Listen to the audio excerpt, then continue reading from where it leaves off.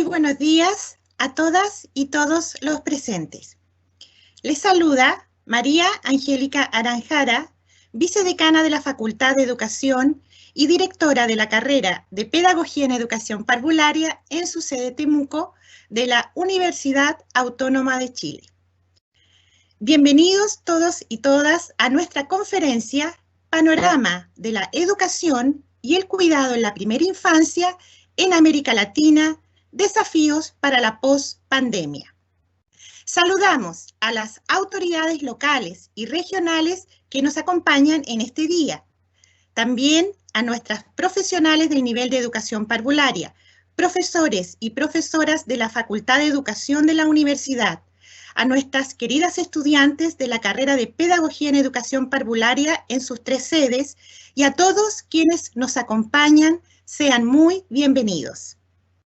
Para iniciar, dejo con ustedes a nuestra decana de la Facultad de Educación de la Universidad Autónoma de Chile, señora Marta Ríos Chandia, quien les dirigirá unas breves palabras.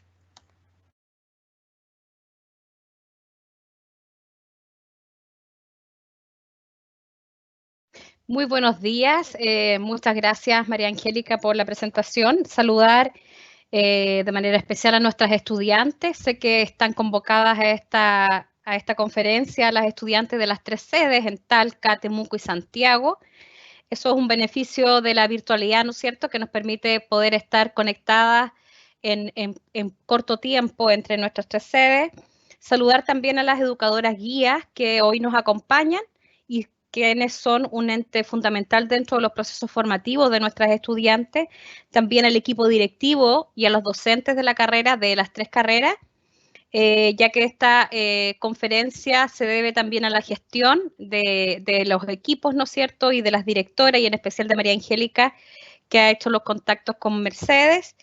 Y con mucho agrado y con mucho honor saludo a Mercedes Mayol, quien es la presidenta de OMEP, Organización Mundial de la Educación Preescolar. Agradezco que se haya dado un tiempo para conversar y compartir con nosotros. Sé que su agenda es muy estrecha, así que la verdad que agradecemos mucho que comparta sus experiencias y también su visión acerca de la educación preescolar y qué es lo que pasa post pandemia. Un tema, ¿no es cierto?, muy atingente a la realidad que estamos viviendo y también a lo que han experimentado nuestros niños y niñas, no solo de nuestro país, sino a nivel mundial y latinoamericano. Esto de estar en casa, y muchas veces sabemos que los sectores más desprotegidos, los apoderados, las mamás, los papás no tienen el conocimiento como para poder estimular y motivar a sus niños, no es como quienes poseen un capital cultural mayor, que tienen también los recursos para poder seguir con los procesos de estimulación y de aprendizaje con la primera infancia. Así que agradezco su tiempo y también les invito a las estudiantes y al público asistente a reflexionar en torno a este tema, porque muchas veces como educadores vemos los procesos y los procesos educativos más a corto plazo, y creo que es relevante plantearse esta pregunta y este desafío: ¿qué pasa post pandemia? Cómo nosotros, quienes formamos a las futuras educadoras, y cómo las educadoras en ejercicio y las familias, vamos a enfrentar este desafío de poder integrar a nuestros niños y niñas post pandemia, ¿no es cierto?, a los centros educativos, que aquí en Latinoamérica tenemos una incertidumbre de cómo va a evolucionar esto del virus. Sí tenemos una cierta ventaja cuando miramos hacia el otro lado del océano, ¿no es cierto?, que pasa en Europa, pero todo es tan incierto y relativo que también es importante plantearse qué pasa post pandemia y también qué pasa ahora también con la segunda ola, que tanto se denomina ese nuevo impacto de este virus. Así que gracias, Mercedes, por tu tiempo, y vuelvo a reiterar las felicitaciones de la carrera por querer incorporar estas temáticas tan atingentes, ¿no es cierto?, a la actualidad. Muchas gracias. Muchas gracias, estimada decana. Agradecemos sus palabras de inicio para esta jornada.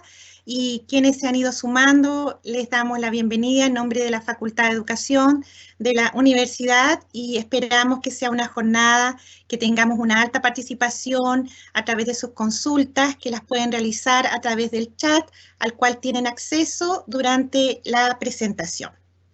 Bueno, estimada audiencia, a continuación queremos presentar con especial agradecimiento a nuestra invitada de este día, quien ha ajustado su agenda para poder acompañarnos en este momento que es tan importante para nosotros como carrera y como facultad. Para que nuestra invitada dé inicio a la conferencia que hemos preparado en el contexto de la temática que abordaremos y hemos indicado. Señora Mercedes Mayol Lasalle es presidenta mundial de la OMEP desde el 1 de enero de este año, 2020. También ella es miembro del grupo de coordinación de la consulta colectiva de la ONG para la Educación 2030. A su vez, ha sido presidenta regional para América Latina en los últimos 6 años. Mercedes, agradecemos con mucho cariño la gentileza de acompañarnos en esta jornada. Sea usted muy bienvenida y tiene la palabra. Muchísimas gracias, María Angélica, y muchas gracias, Marta, por esta invitación a esta Universidad Autónoma de Chile. Para mí es un enorme placer poder compartir esta mañana y sobre todo compartirlo con estudiantes, con las nuevas generaciones que son tan activas, ¿no? Me acordaba recién, me gustan los estudiantes, jardín de las alegrías, son aves que no se asustan de animal ni policía, ¿no es cierto? Siempre luchando por un mundo mejor y no hay que bajar los brazos, porque de eso se trata, ¿no es cierto? De eso se trata hoy. Muchas gracias nuevamente por la invitación y un saludo también a todos los profesoras y profesores que entregan toda su vida y su dedicación a la formación, ¿no es cierto?, de las nuevas generaciones que ojalá nos reemplacen muy pronto. Bueno, yo voy a compartir una charla hoy con ustedes y voy a compartir, por supuesto, una presentación, a ver si puedo, si es que puedo.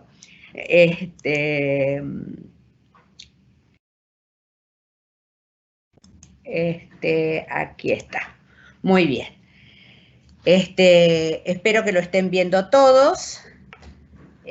Yo hoy voy a hablar con ustedes, voy a tener una conversación con todos ustedes, porque entiendo que la pedagogía es una conversación y siguiendo la idea de Jerome Bruner, ¿no?, que el lenguaje es una herramienta muy poderosa para organizar la experiencia y construir realidades, y que estas conversaciones, como la pedagogía, siempre son sesgadas, dado que uno viene con un bagaje, con una experiencia, de manera que de ninguna manera me quiero imponer como la verdad de la milanesa, como decimos con los niños acá en Argentina, ¿no es cierto?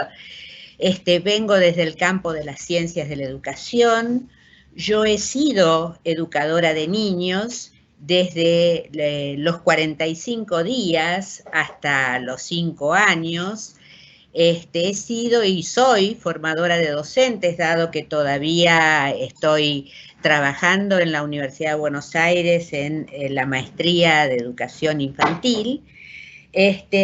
Además, hablo como latinoamericana, si bien soy presidenta mundial de la OMEP, hablo desde nuestra región y desde la experiencia que he ido acumulando en este trabajo tan denso que ha sido la vicepresidencia regional, pensando en que la identidad latinoamericana y la identidad de la pedagogía, o sea, del conocimiento sobre la educación infantil en América Latina, es una construcción.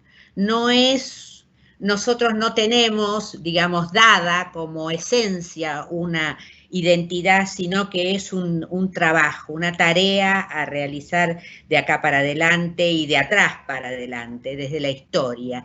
Es una conversación, la pedagogía, que se articula en el presente con los estudiantes que salen a la calle para defender la educación pública, gratuita, laica, obligatoria, etcétera, ¿no es cierto? Pero también es una pedagogía que conversa con Froebel, que conversa con toda la historia, ¿no es cierto? Y por supuesto yo hablo desde una organización, desde la militancia por los derechos humanos de la primera infancia, que yo vengo realizando dentro de esta organización que se llama la OMEP, la Organización Mundial para la Educación Preescolar, que tiene 72 años en el mundo, que nació a partir del primer congreso que realizó la UNESCO en Praga en 1948, con la idea y la convicción de que con la educación, la ciencia y la cultura, los seres humanos íbamos a ser capaces de construir un mundo mejor para todos y todas.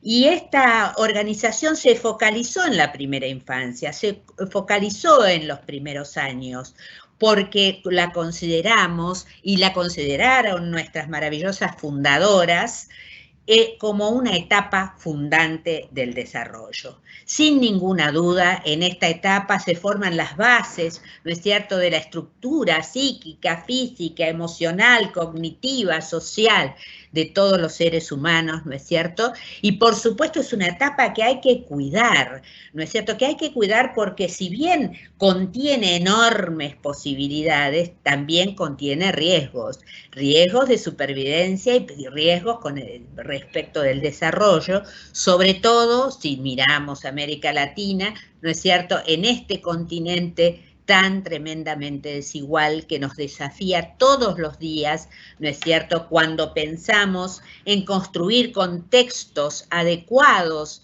para el sano desarrollo, ¿no es cierto?, integral, para los cuidados sensibles, para los cuidados respondientes a este sujeto humano, ¿no es cierto?, que ha venido al mundo y del cual nosotros todos somos responsables. Y por eso tenemos que ofrecerle una buena educación. ¿Qué es esto de la buena educación? Bueno, yo tomo el concepto de Festenmacher, ¿no es cierto?, que tiene esta doble dialéctica, ¿no es cierto?, bueno como éticamente bueno, y bueno porque epistemológicamente, desde el punto de vista del conocimiento, debe ser valioso, ¿no es cierto?, en este doble sentido, ¿no?, de lo ético y de lo...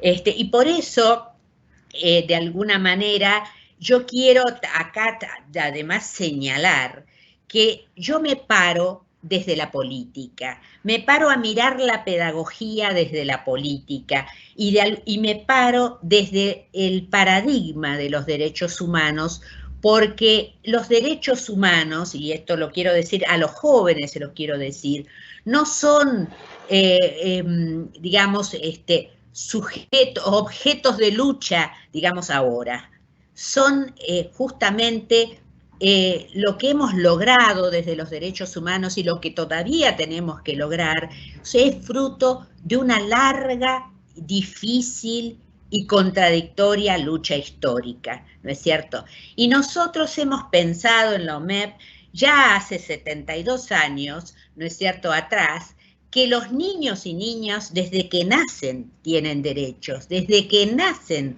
son sujetos de derechos, ¿no es cierto?, son ciudadanos, ¿no es cierto? Y esos derechos humanos, como los señalan todos los documentos internacionales, convenciones y demás, mucho antes de la Convención sobre los Derechos del Niño, esos derechos humanos son indivisibles e interdependientes. ¿Qué quiere decir esto?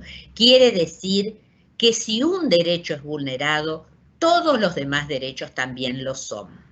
Y en este sentido digo que en América Latina, y lo comparto con ustedes, porque esto además no es algo que inventé yo, ¿no es cierto?, reconocemos que lamentablemente en América Latina nosotros vivimos en un continente muy desigual, ¿no es cierto?, y las infancias son las que más tienen los derechos vulnerados, ¿no es cierto? Porque son las infancias los que son los más pobres, ¿no es cierto? De sujetos con múltiples pobrezas, ¿no es cierto? Expuestos a múltiples pobrezas. Por esa razón nosotros tenemos que trabajar tanto, ¿no es cierto?, por la justicia, por devolver, digamos, esos derechos, por restituir derechos humanos.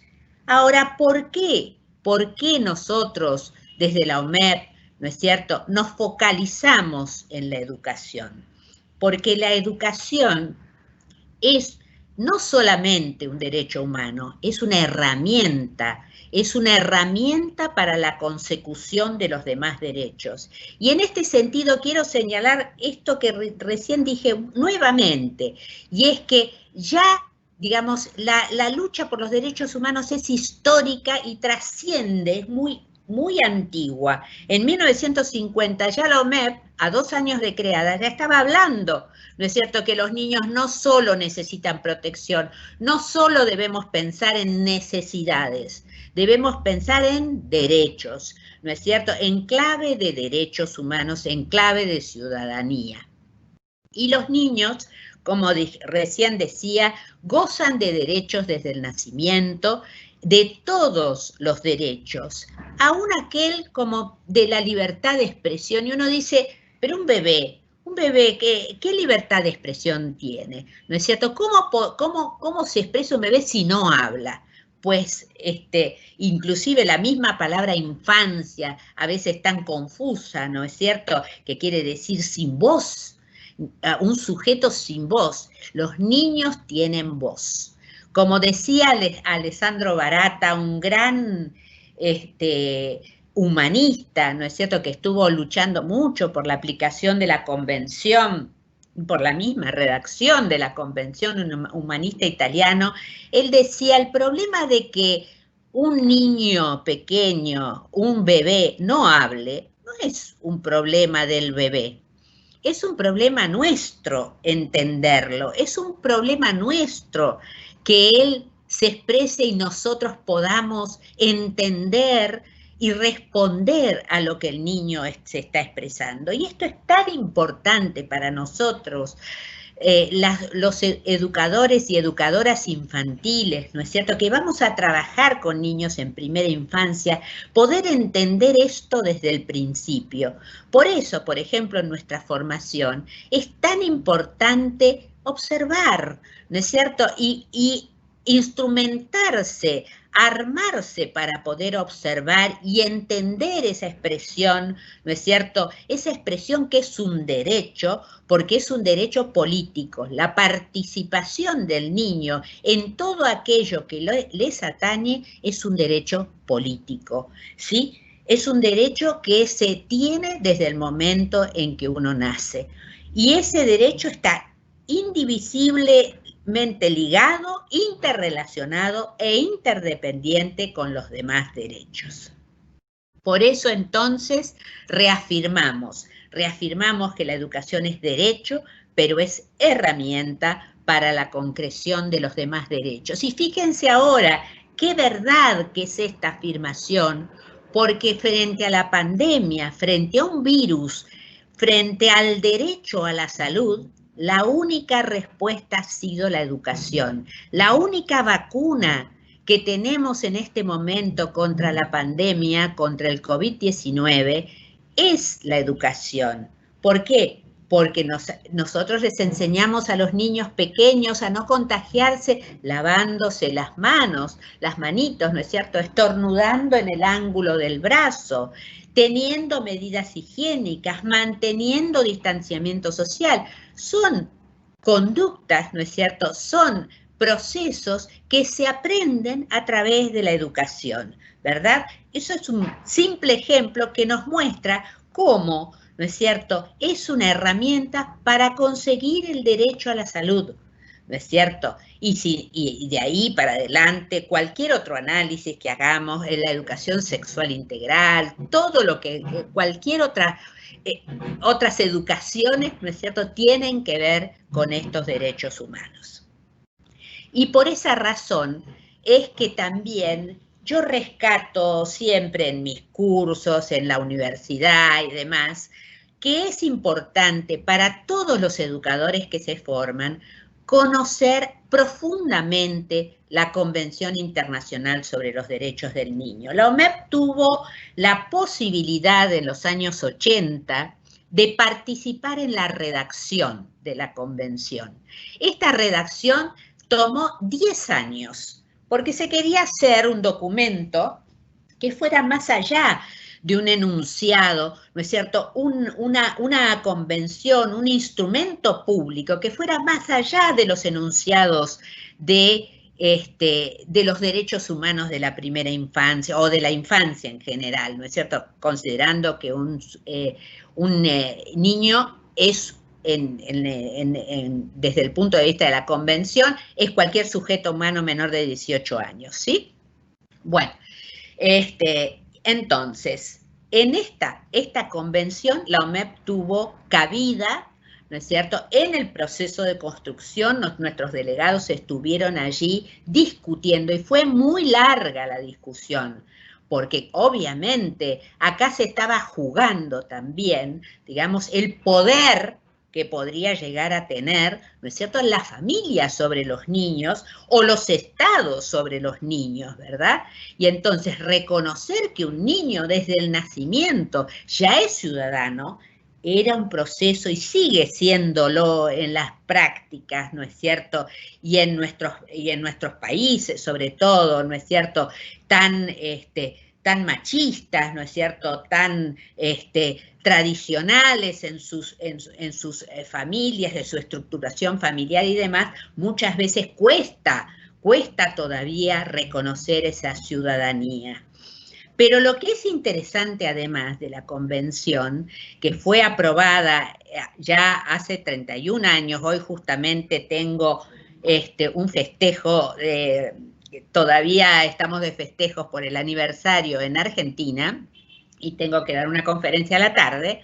Bueno, esta convención creó además un sistema para que fuera monitoreada, porque lo que pasa con nuestras leyes, nuestras convenciones, nuestros tratados internacionales, es que muchas veces todos sentimos que es pura letra, pero que después nadie vigila si se cumple o no se cumple. Acá hay un comité internacional, ¿no es cierto?, que le pide cuentas a los países sobre qué es lo que están haciendo con cada uno de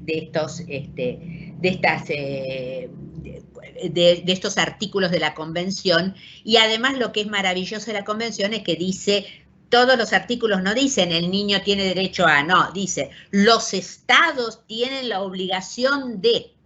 O sea, que todo el tiempo la Convención está recordándonos que el principal efector garante de los derechos humanos son los estados, ¿sí? Son los estados para proteger, para promover y para restituir derechos. Y cada vez que ese comité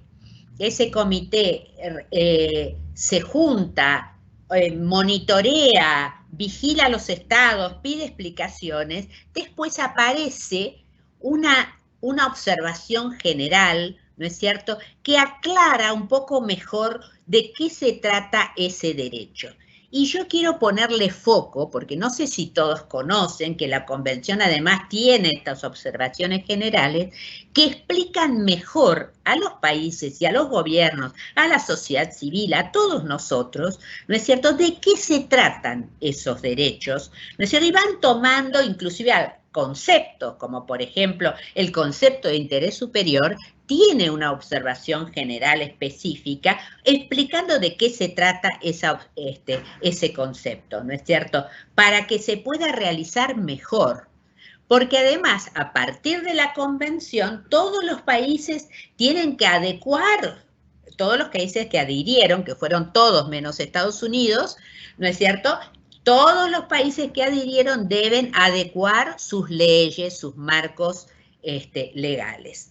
Y yo quiero destacar acá, porque vamos, creo, por la observación número 25, quiero destacar acá una observación general que todos los que trabajamos en educación infantil deberíamos conocer de memoria, digo yo, ¿no?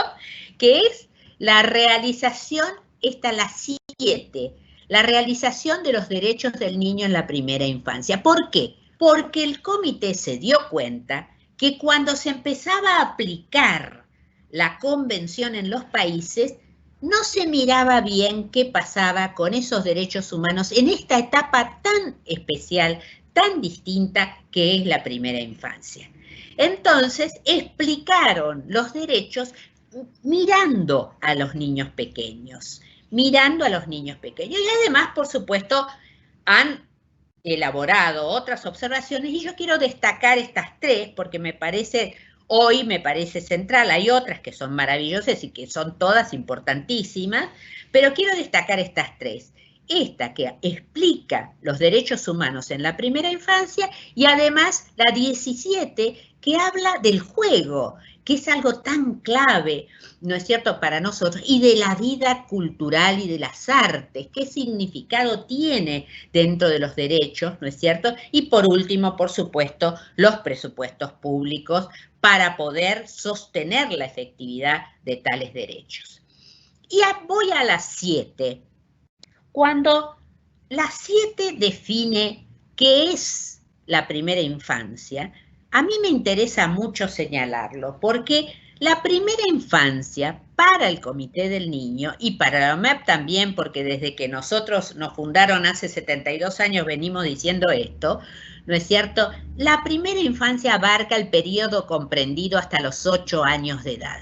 Esto quiere decir que la primera infancia es una etapa de 8 años desde el nacimiento hasta que se cumple 8 más o menos, ¿no es cierto?, que abarcaría no solamente el parvulario, si pensamos en los sistemas educativos, ¿no? No solamente el parvulario, no solamente las salas cunas, los jardines de infantes, las escuelas infantiles, nombro así para que vean la diversidad de formas de nombrar a las instituciones de educación y cuidado de la primera infancia en América Latina, ¿no es cierto?, sino también los 2 primeros años de la escuela básica, de la primaria, ¿no es cierto? Y esto quiere decir, es un sueño que tengo antes de morirme, ¿no es cierto?, que los niños en primero y segundo grado deberían tener una escuela más parecida a un parvulario que a una escuela primaria, ¿no es cierto? De eso vamos a hablar, si tenemos tiempo, un poquito más adelante. Pero, ¿por qué? Porque es más adaptable, porque responde más a las características vitales de la etapa, ¿verdad?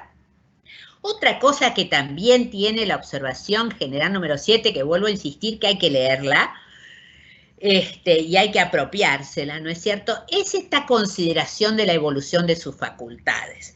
Porque obviamente los niños pequeños son sujetos en desarrollo. Esa es su identidad, ser sujetos en desarrollo, en un desarrollo dinámico y acelerado, porque lo que pasa en los primeros días, en los primeros meses y en los primeros 3 años de vida o los primeros 5 años de vida es súper acelerado, no se va a repetir prácticamente en el resto de la vida, ¿verdad? Esa aceleración.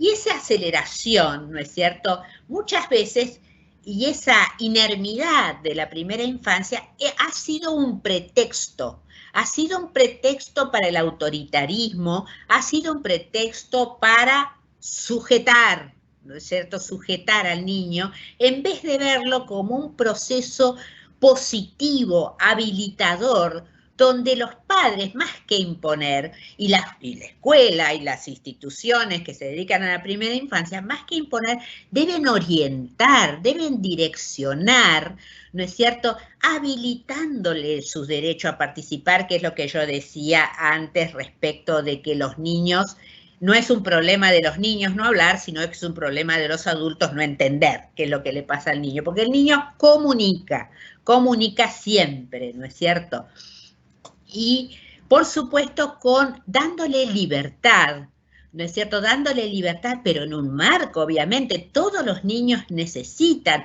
un marco, ¿no es cierto?, para poder desarrollarse y de poder crecer, ¿no es cierto?, un encuadre, ¿no es cierto?, una contención para poder sentirse seguros, obviamente. Tampoco estoy diciendo que la libertad es libre, ¿no es cierto?, así, de manera desordenada, sino que nosotros ofrecemos marcos para esa libertad, para poderla usar con seguridad, entonces por eso en los primeros meses de vida es tan importante la mirada, ¿no es cierto? Y no que la mamá esté con el celular, ¿no es cierto?, mirando el celular mientras da la teta, sino que mire, ¿no es cierto? La mirada da contención y marco al vínculo, ¿no es cierto? Y lo mismo pasa con nosotros, ¿no es? Prestarle el cuerpo al niño pequeño, ¿no es cierto? Con el holding, con el alzar el niño pequeño, sostenerlo, ¿no es cierto? Y aún siendo bastante grandecito, necesitan de la comunicación del cuerpo y de nuestra contención corporal también. Por eso es importante pensar que esa teoría loca que anda por ahí de no tocar a los niños, ¿no es cierto?, de no acercarse corporalmente a los niños, es imposible al vincularse con un niño pequeño, ¿no es cierto?, porque los niños se comunican a través del cuerpo y nosotros nos comunicamos con los niños a través de los cuerpos. Un holding, ¿no es cierto?, un alzar a un niño pequeño, ¿no es cierto?, cuando es bebé, laxo, ¿no es cierto?, indica un cierto grado de involucramiento distinto a aquel que sostiene, ¿no es cierto?, que sostiene desde el corazón, desde el cuerpo, desde el afecto, desde la mirada, ¿no es cierto?, desde la palabra al niño pequeño. Y bueno, perdón, me fui para el otro lado. Entonces, otro de los conceptos extraordinarios que tiene la observación general número 7 es el concepto de educare, ¿no? Educare. Esta palabra inventada por quienes estaban trabajando en la conceptualización de esta observación general, es una mezcla del inglés de education y care, ¿no es cierto? Y quisieron armar una sola palabra para saltar por arriba de las divisiones tradicionales que se suelen hacer entre cuidado y educación. Desde ya todos sabemos, ¿no es cierto?, que cuidar es educar y educar es cuidar. Que el cuidado no solo es un trabajo, es una ética. Es una ética que nosotros manejamos dentro de la educación, ¿no es cierto? Y por supuesto debería ser una ética también en la salud, en todos los campos, ¿no es cierto?, de la actividad humana, ¿no es cierto?, de la acción humana. Pero en educación de primera infancia esto es patente, esto viene junto, ¿no es cierto? Por eso es interesante adoptar enfoques integrales, coordinados y multisectoriales para la primera infancia a la hora de construir la política pública, ¿no es cierto? Que es la herramienta que nos permite hacer de estas convenciones, de estas leyes, de estos marcos regulatorios, una verdad.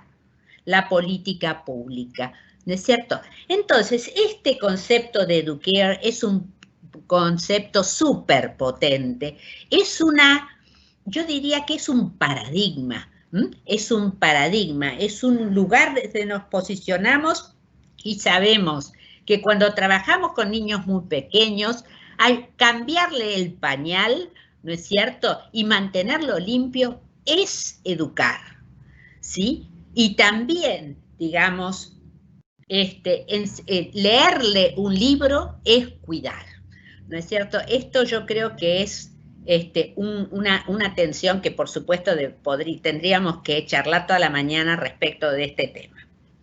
Ahora, vamos a otro de los conceptos, ¿no? Aparece muy de moda en muchos documentos algunos conceptos como la estimulación temprana, por ejemplo, ¿no es cierto? Yo creo que a veces se toma de manera se toman algunos enfoques que son por sí muy ricos, pero se toman parcialmente. Y una de las cuestiones es creer que el desarrollo humano es posible sin la cultura. De ninguna manera, ningún niño se desarrolla sin vida cultural, sin su cultura, ¿no es cierto? Sin esa relación dialéctica que existe entre la apropiación de la cultura, del lenguaje, de la lengua materna, de las comidas, los olores, la forma de vestirnos, los juegos a los que jugamos, ¿no es cierto? Sin eso no es posible el desarrollo. El desarrollo per se no existe, ¿sí? Sin ese contacto cultural. Por esa razón es que los niños heredan la vida cultural y artística de sus familias, ¿no es cierto? Pero no lo heredan pasivamente. Los niños son activos y potentes, ¿no es cierto? Y los niños también construyen sentidos dentro de esa vida cultural desde muy pequeños, ¿no es cierto? Y contribuyen a enriquecer esa vida cultural como sujetos activos. Por eso tomamos, ¿no es cierto?, esta perspectiva de Malaguzzi, ¿no es cierto?, esta perspectiva regiana de los 100 lenguajes, ¿no es cierto?, de los niños, porque los niños transforman y crean una cultura de infancia, ¿no es cierto?, súper rica que va a aportar a toda la sociedad. Entonces, ellos lo que hacen es colar esta cultura, estas canciones, estas danzas, estos cuentos, estos juegos, ¿no es cierto?, en su propia experiencia generacional, ¿no es cierto?, en su propia experiencia generacional, y ellos nos ayudan a la novedad, nos ayudan a crear un mundo mejor. Por eso los jóvenes, ustedes, los jóvenes que están estudiando, son tan importantes. No nos podemos quedar solo con lo que traemos de manera estática,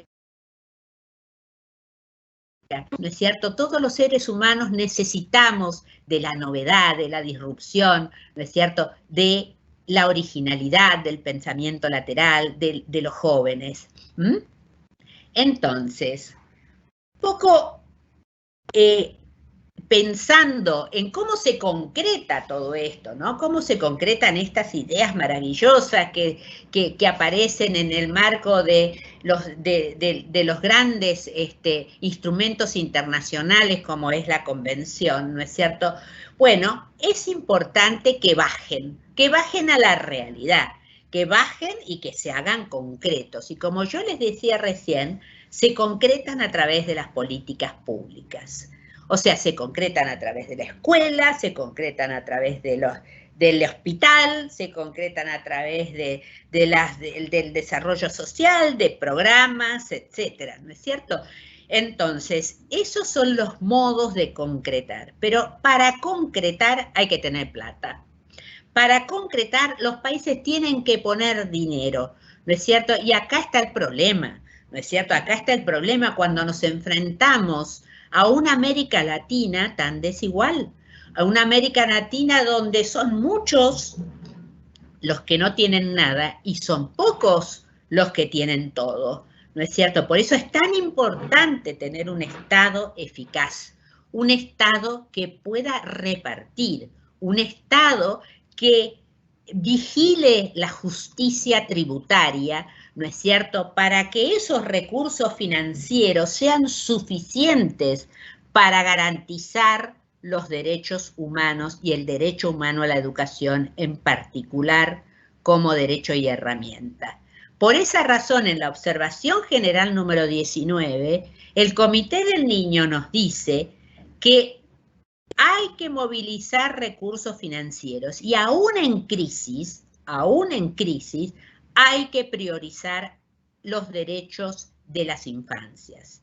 Esto es muy importante ahora.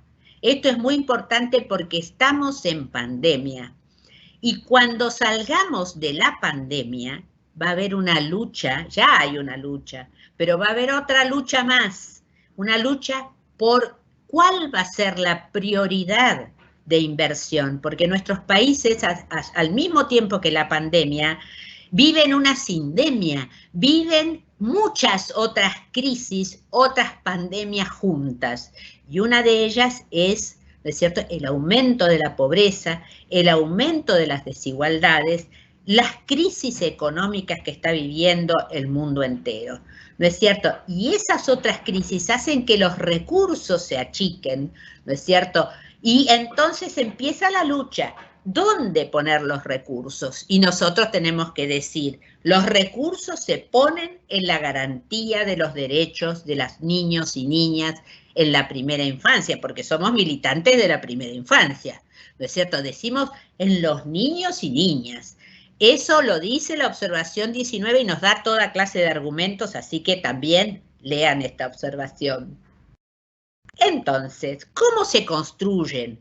¿Cómo se vienen construyendo las políticas públicas de educación y cuidado de la primera infancia en América Latina? Bueno, hay, como yo les decía, un marco, ¿no es cierto?, que es la convención, pero también hay otros marcos en la construcción de política pública, y uno muy importante es la agenda, la famosa agenda de desarrollo, de objetivos de desarrollo sostenible, que hace 5 años y 2 meses atrás, ¿no es cierto?, aprobaron las Naciones Unidas. Todos los países del mundo se comprometieron en ponerle fin a la pobreza, que el hambre fuera cero, que hubiera salud y bienestar para todo el mundo, que hubiera educación de calidad inclusiva para todos, que hubiera igualdad de género. O sea, toda esta agenda, ¿no es cierto?, está en la agenda política aprobada por todos los países del mundo.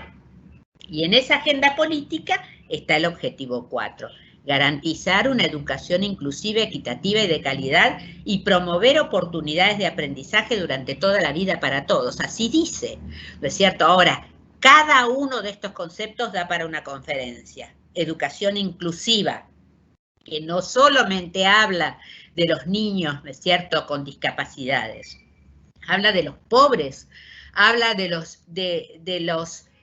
pueblos originarios, habla de los afrodescendientes, habla de los niños en la ruralidad, hablan de todas, de la inclusión, ¿no? De la inclusión de todos y todas, de la equidad, ¿no es cierto?, de que todos tienen que tener la posibilidad de tener buenas escuelas, buenos maestros y maestras, buenos profesores y profesoras, buena educación, todos a la par, ¿no es cierto? Y que hay que darle más a quienes tienen menos, ¿no es cierto?, a quienes históricamente han tenido menos, para poder ser equitativos, ¿no es cierto?, y garantizar esa otra cualidad que es la calidad.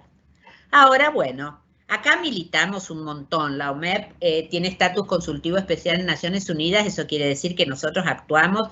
Yo permanentemente estoy trabajando con Naciones Unidas y sobre todo con la UNESCO.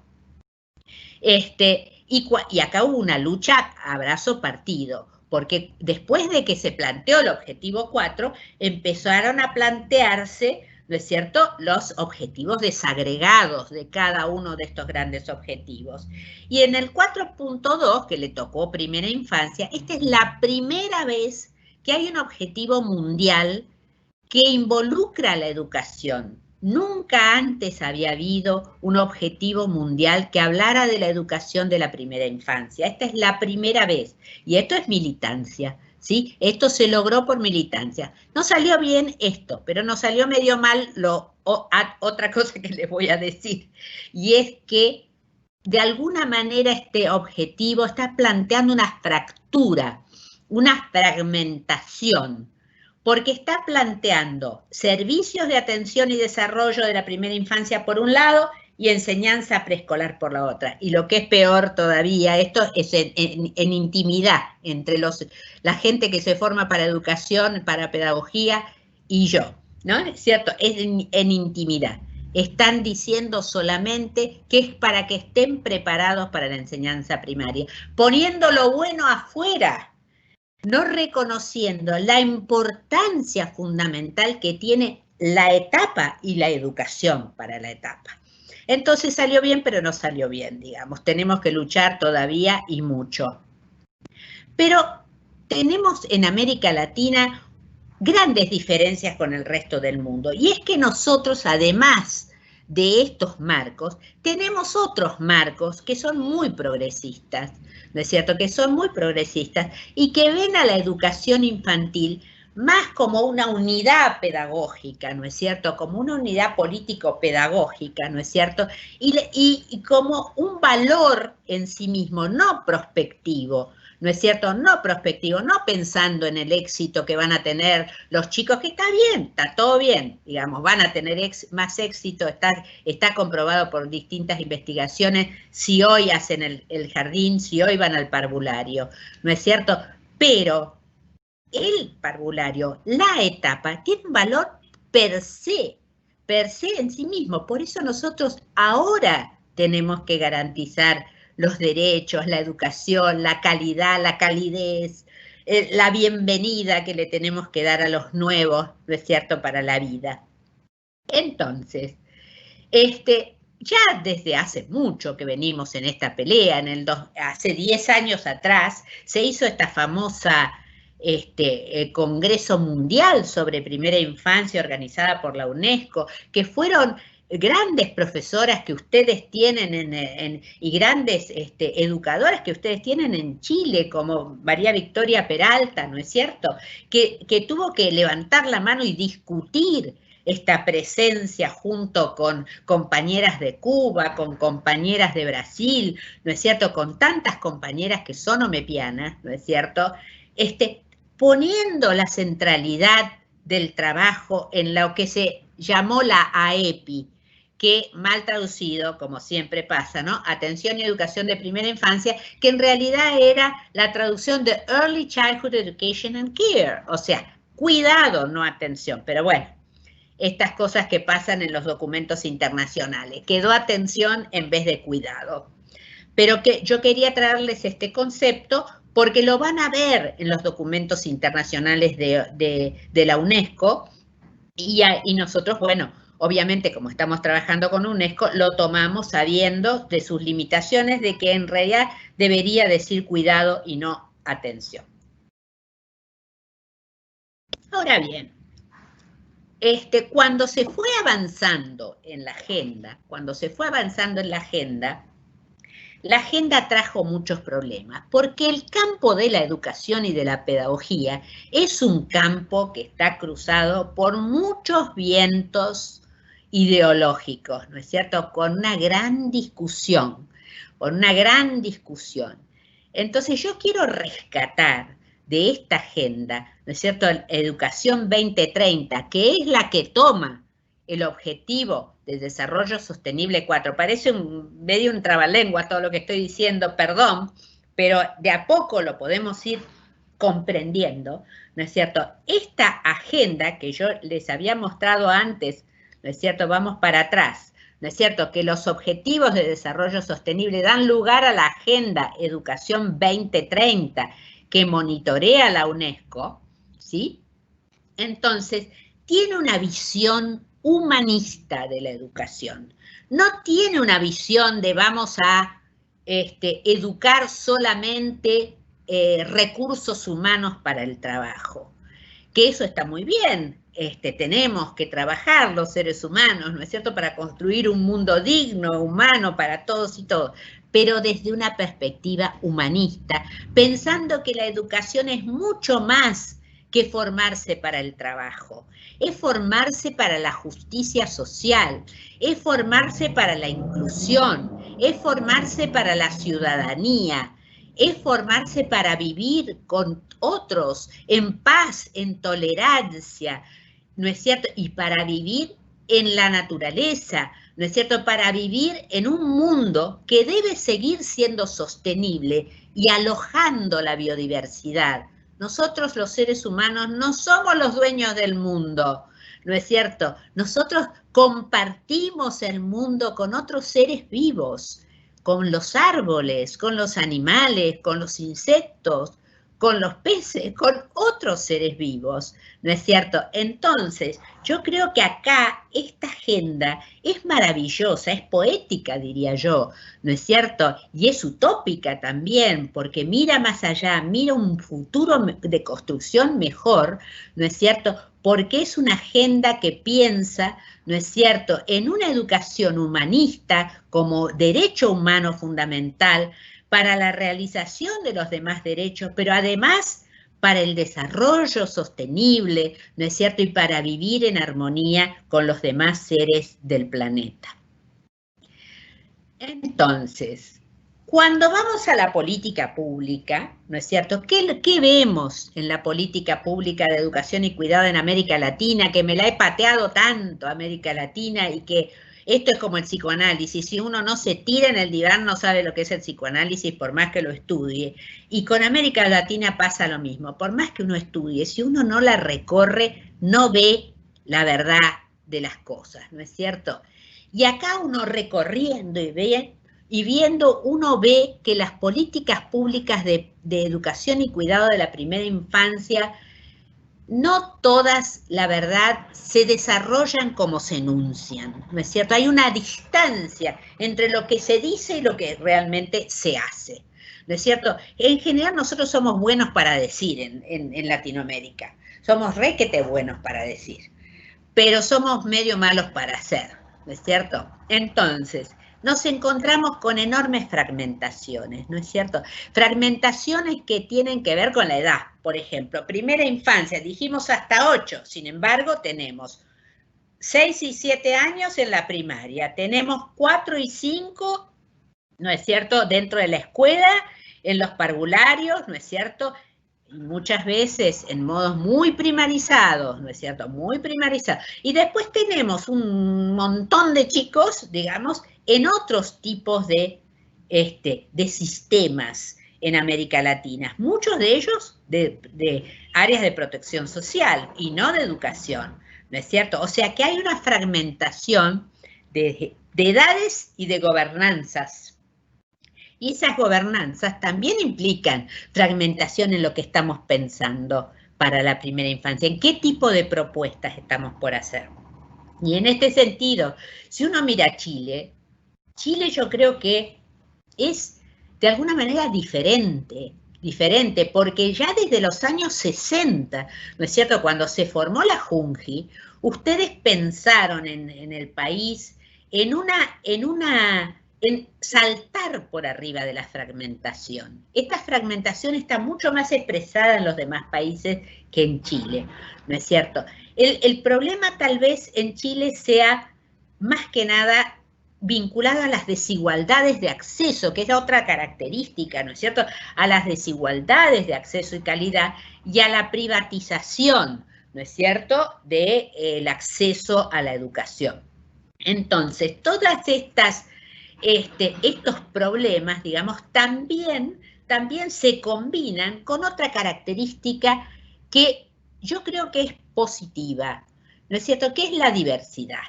Es una característica positiva porque da lugar a diversidad de formatos que tienen que ver con esa diversidad de escenarios, de ámbitos geográficos, de pertenencias culturales, ¿no es cierto?, de lenguas que existen en nuestros países, ¿no es cierto? En esta latinoamericanidad que tenemos, ¿no es cierto?, que tiene cosas, digamos, tiene muchos elementos comunes, pero también tiene grandes diversidades y grandes riquezas por eso mismo, ¿no es cierto?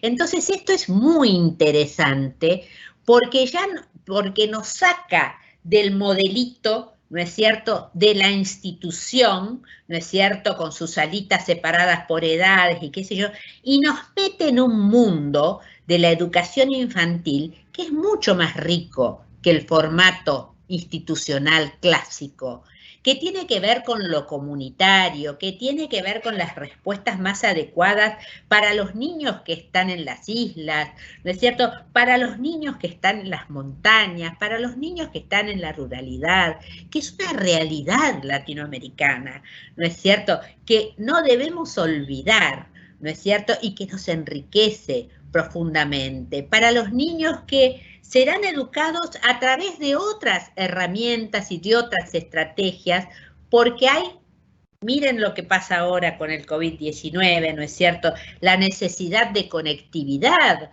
por ejemplo, que tenemos, ¿no es cierto? Y las respuestas que son tan difíciles, ¿no es cierto?, para poder trabajar en este momento. Estas diversidades, y también las diversidades y desigualdades de acceso, ¿no es cierto?, que se tienen a dispositivos y a conectividades. Esto, bueno, nos marca, este simple cuadrito nos marca miles de variables y nos marca que no hay una respuesta y que si no abordamos esta temática desde la complejidad, desde un pensamiento tipo Morin, ¿no es cierto?, no vamos a entender nunca qué es lo que pasa con la educación de la primera infancia. Y es que no hay una sola receta, ¿no es cierto? Entonces, otro de los desafíos enormes que tenemos es la aceptabilidad, o sea, lo que tiene que ver con la calidad, que acá también da lugar para una charla entera, ¿no es cierto?, de ver cuáles son esos vectores, ¿no es cierto?, de la calidad, que no tienen nada que ver con los instrumentos de calidad que nos quieren vender desde el norte, ¿no es cierto?, a nuestros países, ¿no es cierto?, sino que tiene que ver con cómo entendemos como comunidades, como países, como sistemas, nuestra calidad, ¿no es cierto?, de la educación infantil. Y bueno, y esta calidad tiene mucho que ver con la aceptabilidad, con qué es aceptable para un niño pequeño. Por eso las respuestas internacionales que hubieron en el primer momento, ¿no es cierto?, frente al COVID-19, cuando dijeron, bueno, no importa, no vayan más a la escuela, no vayan más al parvulario, ¿no es cierto?, los educamos por internet. Hay una mirada, primero, absolutamente soslayada, digamos, respecto de qué familias y qué niños, de qué niños estamos hablando, ¿no es cierto?, de qué infancias hablamos. Hablamos de una infancia que vive en una ciudad, que tiene conectividad, que tiene casa, que tiene mamá y papá que están ahí atrás de los momentos de conectividad. O sea, estamos hablando de una infancia que no tiene nada que ver con nuestras infancias, ¿no es cierto? Además, estamos hablando también, ¿no es cierto?, de un nivel económico, de que el niño tenga casa, de que el niño tenga cierta intimidad o cierta tranquilidad para poder acceder, en fin. Y además, la edad. ¿Quién dijo que es bueno que los niños pequeños estén frente a la pantalla? ¿Y cuánto tiempo van a poder estar frente a las pantallas? Y en qué marco, en qué observaciones, qué encuadre, ¿no es cierto?, le vamos a dar al trabajo, ¿no es cierto? No es lo mismo un niño de 9 años, de 10 años, de 15, ¿no es cierto?, que un niño de 3, ¿sí? Entonces, acá tenemos un problema de calidad, ¿no es cierto?, y de aceptabilidad de lo que hacemos. Y nosotros vemos que en América Latina, cuando empezamos a recorrer instituciones y a caminarlas, ¿no es cierto?, y a caminar modalidades, vemos que una cosa es lo que se dice y otra cosa es lo que pasa, como dijimos hace un rato, ¿verdad? Y entonces vemos que hay ofertas que son empobrecidas culturalmente, que están muy centradas, desde una recta, digamos, que nos imaginemos, ¿no?, muy centradas en la atención más básica y más de supervivencia, a un extremo que ya se va de mambo, como dirían los chicos hoy en día, ¿no es cierto?, a un aprendizaje académico y primarizado, ¿no es cierto?, pensando en los resultados, en las evaluaciones, etcétera. En medio de eso, en medio de esos extremos, ¿no es cierto?, hay una posibilidad de construir un enfoque holístico, integral, ¿no es cierto?, que realmente sea aceptable para la primera infancia, tanto desde las características como desde los derechos. O entonces un enfoque que tenga en cuenta la centralidad del juego, que es una característica, es un modo que tiene la infancia de aprender, ¿no es cierto?, de desarrollarse, de conectarse con otros, de socializarse. Entonces, juego en el medio, creatividad en el medio, autonomía, participación, múltiples lenguajes, los 1000 lenguajes, los 100 lenguajes de los niños, ¿no es cierto?, diría Malaguzzi. Entonces, este enfoque integral, holístico, humanístico, es un enfoque que está bastante ausente de las verdaderas prácticas, ¿no es cierto?, que tienen las políticas públicas de educación y cuidados en la primera infancia. Siguiente pregunta, ¿cómo construimos las políticas de educación y cuidado en este escenario de COVID? Y yo no quise decir post-COVID, porque no es que sea tremendista ni nada por el estilo, pero va a llevar un rato vacunarse, ¿sí? Va a llevar un rato vacunarse por muchas razones. Primero, porque todavía, digamos, no están repartiendo las vacunas posta a posta que den resultado. No sabemos cuántos meses cubre la vacuna, ¿no es cierto? No sabemos cuánto le va a costar a nuestros países. No sabemos cuánto acceso va a haber a las vacunas, ¿no es cierto? Hay vacunas que cuestan $40 la dosis, ¿no es cierto? Que ya tienen el precio y todavía no tienen los resultados de la vacuna, ¿sí? Entonces, ¿de qué estamos hablando? Estamos hablando de que el escenario de COVID-19, ¿no es cierto?, va a ser un escenario largo, va a ser un escenario que todavía nos va a llevar seguramente el otro año, por lo menos, ¿sí? Y estamos hablando de que en América Latina cerca de 20 millones de chicos se quedaron sin el preescolar, digamos, por decirlo de esta manera que a mí tanto no me gusta, ¿no? Es un término histórico, vamos a decir, por eso lo tenemos en nuestro nombre también del OMEP. Entonces, se quedaron sin esta instancia porque hubo que cerrar por razones epidemiológicas en la mayor parte de los países y muchos países ya están reabriendo y a otros están volviendo a cerrar porque hace 3 días estaba hablando con las compañeras de Corea y me decían que están cerrando de nuevo los jardines, ¿sí? Y que van a cerrar durante 3 semanas en principio, hasta que pase el año nuevo, y van a evaluar qué pasa porque están con una segunda ola en Corea.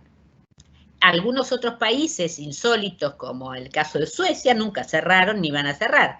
Ellos creen que los niños pierden mucho más fuera de los jardines que dentro de los jardines. El tema es que es verdad, los niños se contagian mucho menos, pero se contagian mucho menos que los adultos, pero son los adultos, el problema son los profesores, los maestros, los padres, digamos, ¿no? O sea, cómo armar las estrategias para que sean los adultos que rodean a los niños los que no se contagien. Bueno, hay tanto para decir en este tema desde el punto de vista epidemiológico y yo soy docente, no soy médico, sanitarista, así que sigamos adelante con nuestro trabajo, ¿no es cierto? Pero el gran problema con la infancia es que los niños, además de tener, digamos, la educación formal deshabilitada y sin acceso, tampoco lo tienen para los servicios de acompañamiento familiar, para otras modalidades, ¿no es cierto? Además de la reducción primaria de la salud y de las vacunaciones, que es una realidad en América Latina. En Perú, la semana pasada, un niño con difteria. O sea, evidentemente no hubo vacunación, ¿sí?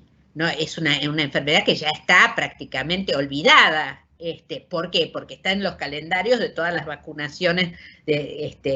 Por esa razón decimos que los niños pequeños han sido invisibilizados. No se ha pensado en las consecuencias que tiene sobre la primera infancia todas estas medidas y si a lo mejor se podían haber tomado de otra manera, si se hubiera escuchado a los docentes, si se hubiera escuchado a las familias, si se hubieran escuchado a los propios niños, ¿no es cierto? Entonces, entendemos que sin ninguna duda hay que de alguna manera reconstruir un poco este escenario de COVID a partir de otras líneas de respuestas que experimenten otros canales estratégicos, ¿no es cierto? En primer lugar, creo que es muy importante, dado que los niños fueron privatizados al interior de las familias, ¿no es cierto? Todo lo que hacía la escuela, todo lo que hacía el sistema público de salud, todo recayó nuevamente en las familias, ¿no es cierto? Lo más importante, sin ninguna duda, es volver a apoyar a las familias, ¿no es cierto?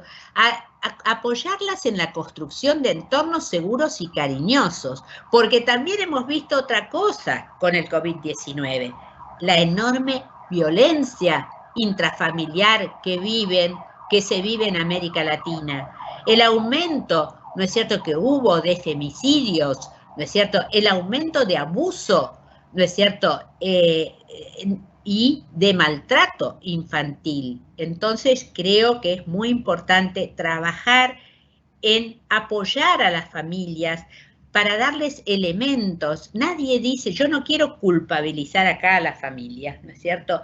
Es difícil estar con un niño pequeño, es difícil orientarlo, es difícil comprender muchas veces sus reacciones y contener esas reacciones adecuadamente y viabilizarlas creativamente, ¿no es cierto? Y sobre todo es difícil cuando no tenemos una casa, ¿no es cierto?, como los que tenemos todos nosotros que somos de clase media, ¿no es cierto?, que tenemos agua, que tenemos calefacción, que tenemos comida, que tenemos lugar, ¿no es cierto? Entonces, todo esto hace muy, muy importante apoyar a las familias desde todos los lugares, desde lo económico, desde el juego, desde la orientación, desde qué hacer y demás. La otra, por supuesto, es priorizar a la infancia, ¿sí? Es priorizar a la infancia. Hay que fortalecer los servicios y los mecanismos de protección y derechos. En Argentina, por ejemplo, todos los jardines cerraron a piedra y lodo, todas las bibliotecas cerraron a piedra y lodo. ¿Por qué? Cuando hay tantos niños que no tienen juguetes en su casa, ¿por qué no se han prestado esos juguetes? ¿Por qué no se han prestado esos materiales didácticos, esos libros, ¿no es cierto?, a los niños que no tienen? ¿No es cierto? Por lo menos eso básico, ¿sí? Ahora se están avivando, ¿no es cierto? Y están con todas estas estrategias. Y, por supuesto, trabajar en la reapertura segura de las instituciones. Y esto quiere decir muchos niveles de trabajo. En la adecuación de los espacios, ¿no es cierto?, en proveer agua, porque muchas de nuestras instituciones en América Latina no tienen agua para lavarse las manos, ¿no es cierto? No tienen espacios adecuados, ¿verdad? No tiene ventilación suficiente con ambientes mediterráneos que no tienen ninguna ventana, ¿no es cierto? O sea, situaciones que hay que abordar y que son difíciles desde el punto de vista edilicio y desde el punto de vista de los materiales. Por ejemplo, armar canastos, ¿no es cierto?, para los distintos turnos con juguetes higienizados para los distintos turnos. Hay muchos protocolos que hay que seguir, pero, por supuesto, hay que tener muchísimo cuidado, ¿no es cierto?, en cómo garantizamos esa educación de vuelta. Porque no vamos a hacer estos disparates que han aparecido en algunos países del mundo de niños en casillas de plástico separados, ¿no es cierto? La educación que nosotros brindemos a la vuelta de la pandemia, cuando podamos reabrir con condiciones epidemiológicas más o menos seguras, debe seguir siendo con esta misma meta inclusiva, equitativa y de calidad. Por eso tenemos que pensar en cuál va a ser nuestro enfoque pedagógico, nuestro currículum, el trabajo entre docentes y directivos, cómo vamos a profundizar nuestro entendimiento entre las lógicas familiares y comunitarias y las lógicas institucionales, que no son las mismas y que necesitan conversar muchísimo más. Y además, cómo vamos a sostener y monitorear la calidad, ¿no es cierto?, en nuestro trabajo. Y para eso, ¿no es cierto?, necesitamos, esta reapertura necesita ser muy pensada, necesita ser pensada y trabajada en positivo, con optimismo. Vamos a poder reabrir, ¿sí? Siempre que llovió paró, decía mi abuela, ¿sí? Entonces, pero seamos seres humanos pensantes y profesionales, ¿no es cierto? Entonces necesitamos información de contexto, necesitamos ver las condiciones actuales y necesitamos una operatividad segura, ¿sí? Segura, lo que no quiere decir autoritaria y pensando en contra de las necesidades y características de los niños y sobre todo de sus derechos. Entonces, para orientar la política pública, no olvidarse nunca, primero, perspectiva de derechos humanos. Segundo, participación, para construir una buena política que pueda asumir los aciertos y los errores, porque vamos a tener errores, vamos a tener idas y vueltas, y eso es normal, es habitual, es necesario inclusive para poder avanzar, reconocer errores. Entonces la participación de todos es fundamental para no culpar al otro. Todos participamos y todos vamos construyendo sobre algo que no sabemos, porque este escenario de COVID-19, ¿quién se lo imaginaba? ¿Quién se lo imaginaba? Nadie. ¿Sí? Nadie lo ha previsto, lo podrá prever y seguramente tendremos en el futuro muchos otros desafíos dado de las cosas que le hemos hecho a nuestro planeta Tierra, ¿no es cierto? Por otra parte, un enfoque integral, un enfoque que haga conversar a la salud con la educación, con el desarrollo social, ¿no es cierto?, con las distintas áreas, ¿no es cierto?, del Estado que puedan contener con política pública a los niños que crecen. Otra cuestión es que toda política pública de derechos humanos tiene que ser universal para todos y todas, ¿sí? Entonces eso implica un esfuerzo de inclusión y de equidad, un esfuerzo de inclusión y de equidad. La corresponsabilidad, o sea, revisar esa corresponsabilidad. El primer responsable, sin ninguna duda, es el Estado, ¿sí? No vamos bajo el eufemismo del concepto de corresponsabilidad, esconder la responsabilidad primaria que le toca al Estado. Pero también las familias son responsables, las comunidades son responsables y cada uno de nosotros somos responsables, ¿sí? Los maestros somos y los profesores somos los artífices de la política pública, solo somos los que la hacemos posible, entonces también somos responsables, asumamos profesionalmente nuestras responsabilidades frente a la infancia. Sustentabilidad, obviamente, política y financiera, que ya lo dijimos, ¿no es cierto? Todo el tiempo hay que estar volviendo a enredar la madeja política para que nadie se olvide de la primera infancia y poniéndola en la agenda pública, ¿no es cierto?, en la agenda política y financiera, como dijimos antes. Para terminar, les dejo una mini listita de las últimas trabajos que he publicado, que en realidad no son los últimos, pero más o menos, que hablan de todos estos temas.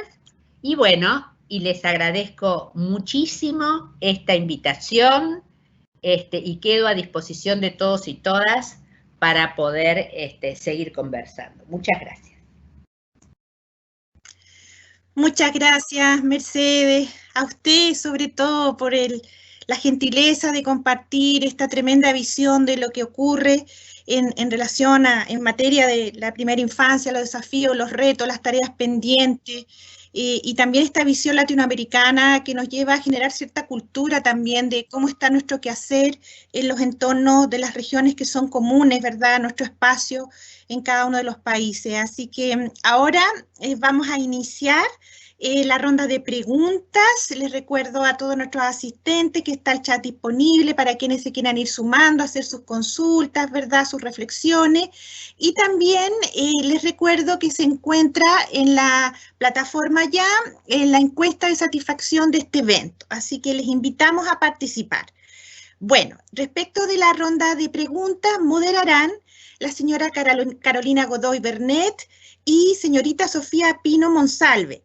La primera docente regular y la segunda estudiante de tercer año de nuestra carrera de Pedagogía en Educación Parvularia. Adelante, Carolina. Muchas gracias, Angélica. Y por supuesto, gracias Mercedes por esta fantástica exposición donde hiciste un recorrido genial por todos aquellos derechos que debemos seguir impulsando nosotros, ¿cierto? Los militantes de la educación parvularia y que estamos comprometidos con esta labor. Bueno, una primera pregunta que surge al escucharte, ¿cierto? Es precisamente cómo tú relacionas esta acción de la educación parvularia con una acción política, es decir, y no solamente decimos político a gran nivel, sino que nosotros como docentes, nuestras estudiantes, ¿cierto? La educadora en aula está haciendo una acción política. Entonces, desde ahí preguntarte cómo desde esta microesfera de acción social en la que estamos insertas nosotros, en nuestra sala de clase, en la sala con los niños, ¿cierto? Podemos ir materializando estos derechos de los niños desde la ética del cuidado. ¿Cuáles podrían ser quizás algunas sugerencias que tú nos des, orientaciones de cómo poder visualizar esta ética del cuidado, que en realidad es una noción nueva, no es algo simple cuando uno dice cuidado, está abarcando todo un paradigma como tú muy bien señalaste en la exposición? Bueno, como soy vieja, después si me olvido de algo me recuerdan, pero la primera parte me hace acordar a Paulo Freire. Paulo Freire decía, la pedagogía tiene que ser más política y la política más pedagógica, ¿no? Y esto es una realidad. No es sencillo, como en general nosotros siempre nos enfocamos mucho en nuestra formación en el modo de enseñar, o sea, cómo se maneja la didáctica, ¿no es cierto? Cómo se garantizan los aprendizajes de los niños pequeños. Y no lo vemos como un hecho político. Y no lo vemos como un hecho político porque nunca pensamos que la cultura es un tesoro. Si nosotros viéramos la cultura como tesoro y la cultura que está concentrada en unos pocos, ¿no es cierto? Y no repartida entre todos, entre muchos, ahí cuando vemos este reparto, ¿no es cierto? Ahí vemos la función igualadora de derechos humanos que tiene la didáctica, que nunca la habíamos pensado de esa manera, ¿no es cierto? Yo creo que un poco para concretar nuestra dimensión política hay como varios niveles, ¿no es cierto? En primer lugar, como decía Franco Fraboni, para formarse profesionalmente hay distintos niveles. La dimensión política de la formación tiene que ver un poco no solamente con la macropolítica, sino también con la micropolítica escolar.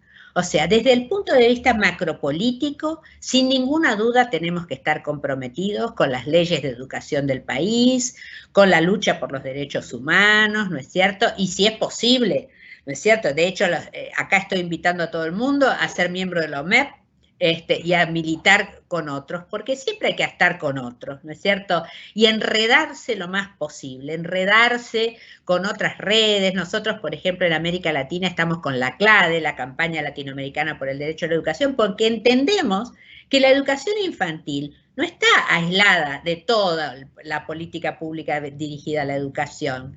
A nosotros nos interesa además también, digamos, estando en OMEP, no solamente cómo se enseña a un niño pequeño, sino cómo se forma un educador, ¿no es cierto? Entonces también estamos involucradas con la educación superior, con las políticas, etcétera, ¿no es cierto?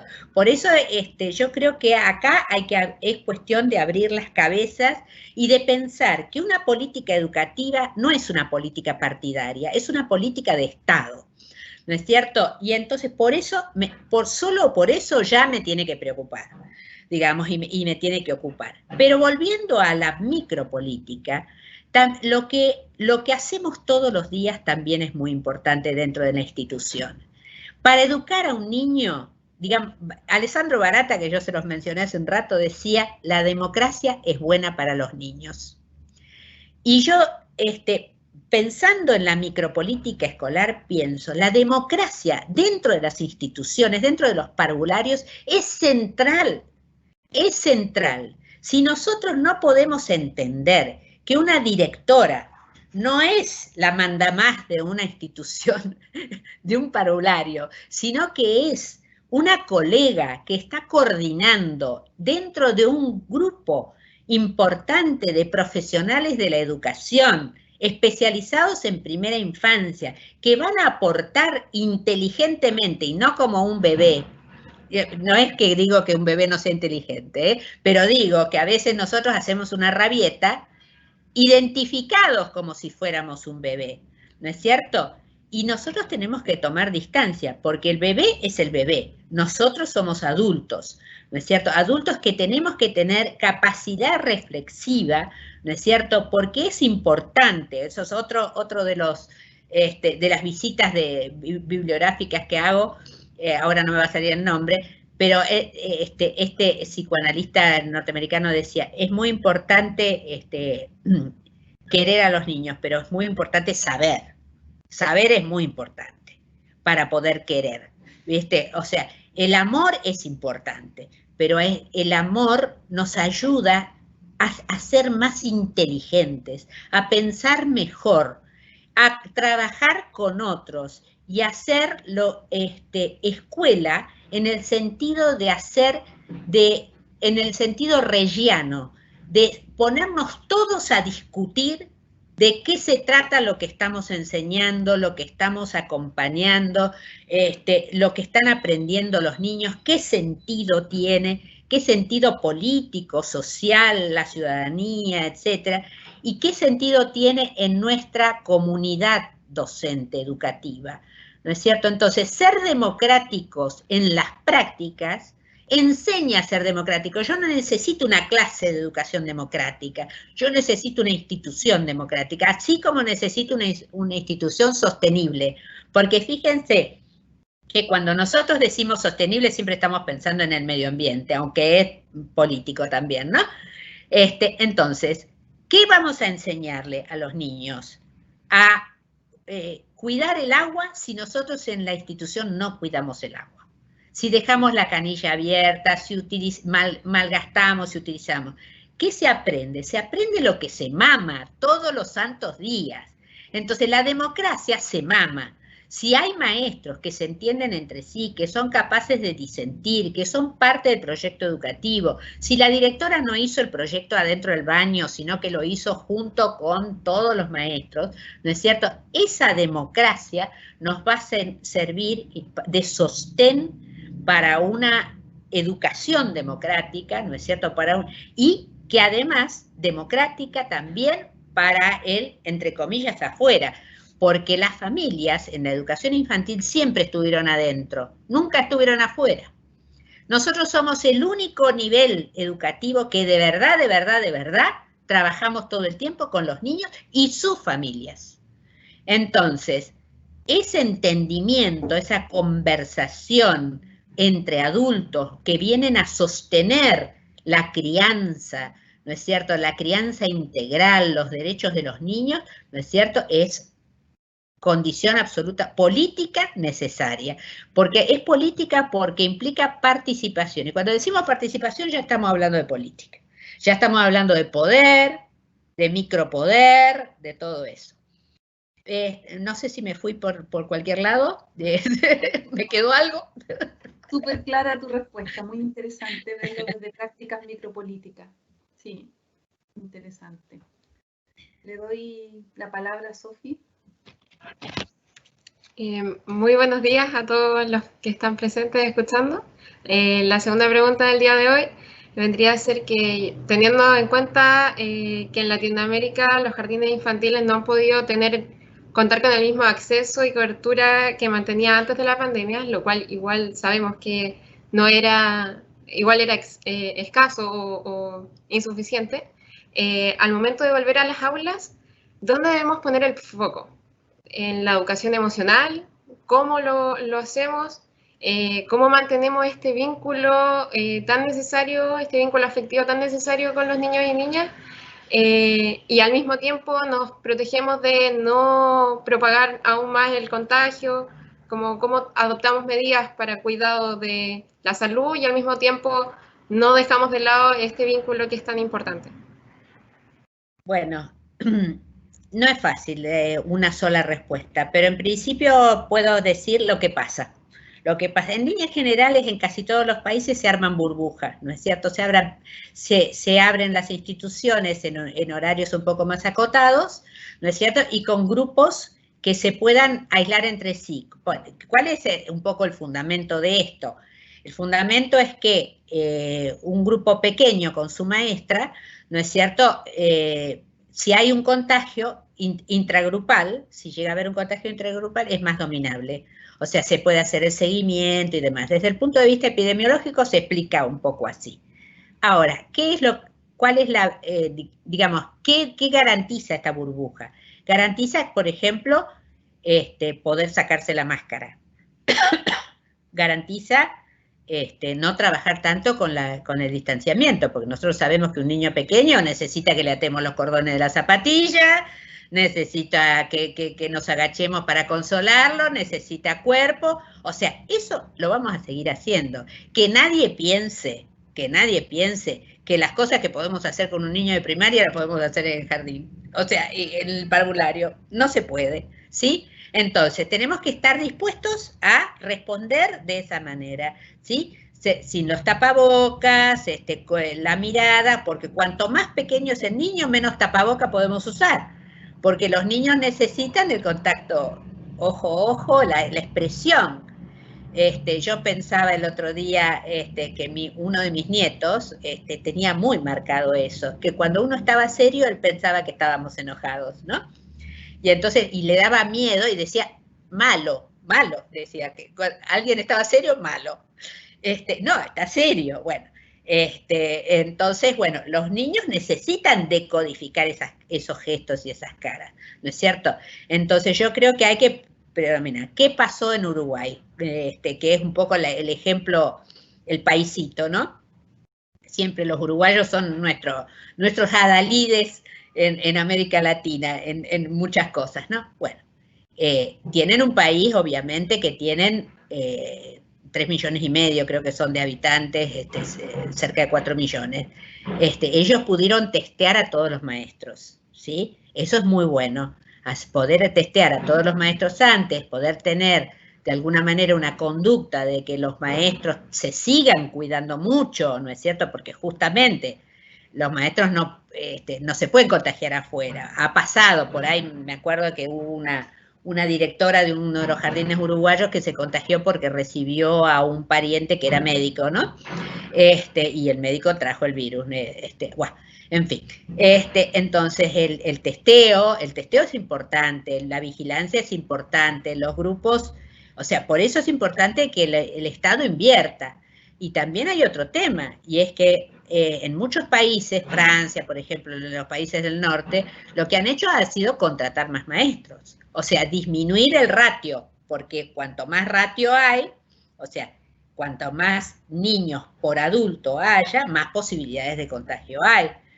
O sea, que hay cosas que son bien difíciles para nuestros países, porque significan que necesitamos, ¿no es cierto?, mayor financiamiento, mayor apoyo, y por supuesto necesitamos que en el jardín haya agua, que haya protocolos, que haya lavandina para higienizarse, que haya jabones.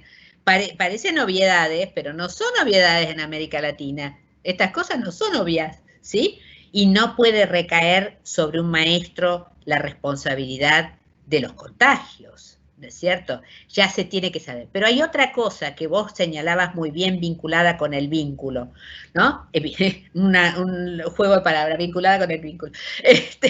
Y es que nosotros tenemos que tener mucho acuerdo con las familias. Las familias tienen que saber que hay limitaciones, ¿sí? Y que van a haber limitaciones, ¿sí? Y que esas limitaciones tienen que ser construidas entre todos. Así como se van a cuidar los maestros, se van a cuidar los padres, ¿no es cierto? Se van a cuidar las familias. Si yo después me vuelvo a casa y me pego un asado con 25 personas, ¿cómo quiero que en el jardín no se contagie nadie? ¿Sí? O sea que hay que cuidar también eso. Pero la otra cosa súper importante que hay que cuidar es que no debemos perder quiénes somos. Nosotros somos la educación infantil y tenemos que seguir educando. Esa es nuestra función social. Entonces no es que hay que poner mayor énfasis en algo, sino que tenemos que brindar una educación integral. desde ya los niños van a venir más vulnerables, ¿sí? Van a venir más vulnerables porque han pasado un año muy atípico, encerrados y sin muchos elementos para entender qué es lo que pasaba. Solamente en Noruega hubo un primer ministro que le habló a los niños, una primera ministra que le habló a los niños, ¿no es cierto? Nadie les explicó nada a los chicos chiquitos, ¿sí? Entonces, los niños tienen miedos, tienen incertidumbres, piensan que el nieto menor mío me dice, te voy a contagiar, ¿no? Así, ¿no? Como si él fuera peligroso, porque además les hicieron creer que eran peligrosos para los abuelos, ¿no es cierto? Entonces, no son peligrosos para los abuelos. El que es peligroso es el virus, no el nene. Bueno, entonces, fortalecer eso, ¿fortalecer con qué? ¿Con qué fortalecemos? Con los lenguajes artísticos, con el juego, ¿no es cierto? Con eso trabajamos nosotros. Entonces, no inventemos otra cosa. No es necesario hacer placas, poner explicaciones de por qué servir. Va a salir solo. Va a salir solo a través del juego, va a salir solo a través de la imaginación, a través de las canciones, ¿no es cierto? Y no pensemos en las recetas, pensemos realmente en nuestros propios recursos profesionales, ¿no es cierto? Y creamos en los fundamentos de la educación infantil. No hay nada como el juego y el arte, ¿no es cierto?, para educar a un niño, y la naturaleza, obviamente, porque tenemos que estar más afuera, eso también. Y tener en cuenta, nosotros somos muy los latinoamericanos, ay, ponerle el saquito porque hace frío afuera y que no se vaya para afuera, ¿no es cierto? Y pensar que en Noruega, en Suecia, en Dinamarca, en lugares que hay hielo de 4 metros, los chicos están afuera todo el tiempo, ¿no?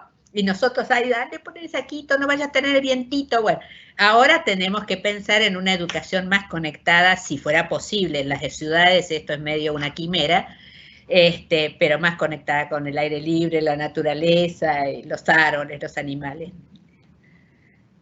Sofi, no sé si estuve bien.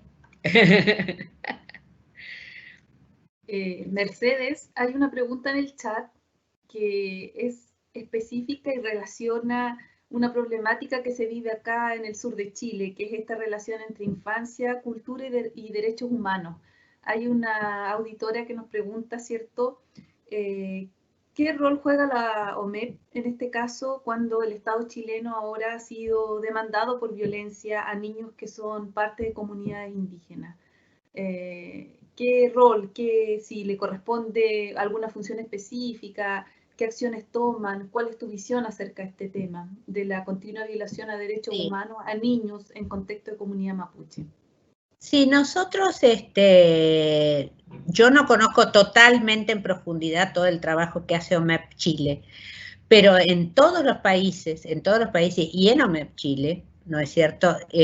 OMEP, por ejemplo, participa de este consejo asesor que tiene la Junji, ¿no es cierto? O sea, para orientar, de alguna manera somos las abejas que vamos a ir a decirle a los estados, ¿no es cierto? Y tenemos esa obligación de decirle a los estados lo que no está saliendo bien, lo que se está haciendo mal, ¿no es cierto? En general nosotros, porque ni siquiera tenemos estructura para hacerlo por ahora, por lo menos, no hemos llevado adelante grandes denuncias, pero sí hemos apoyado denuncias.